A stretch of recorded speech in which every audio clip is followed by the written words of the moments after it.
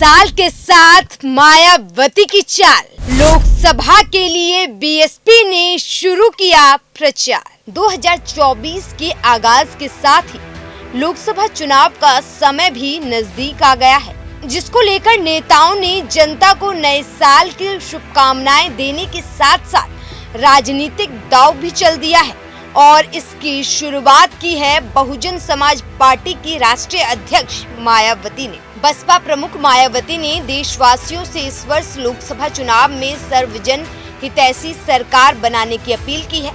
मायावती ने सरकार को भी रोजगार की गारंटी सुनिश्चित करके सच्ची देशभक्ति का परिचय देने और राजधर्म का निर्वाह करने की नसीहत दी है। उन्होंने कहा कि बाकी सभी सरकारी गारंटी सक्रिय व राष्ट्रवाद की राजनीति ज्यादा साबित हो रही है। बसपा प्रमुख ने एक्स पर पोस्ट करते हुए देशवासियों को नववर्ष की बधाई देने के साथ ही जनहित से जुड़े मुद्दे भी उठाए। उन्होंने कहा कि लोगों की जेब में खर्च के लिए पैसे ना हो तो देश के विकास का ढिंडोरा कैसा, वो लोगों के किस काम का।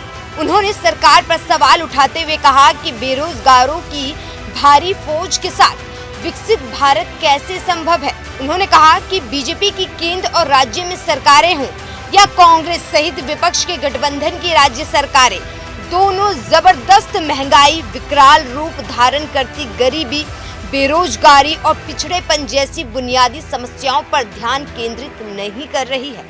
सिर्फ लोगों का ध्यान बांटने के लिए अलग अलग प्रकार की गारंटी वितरण में लगी है।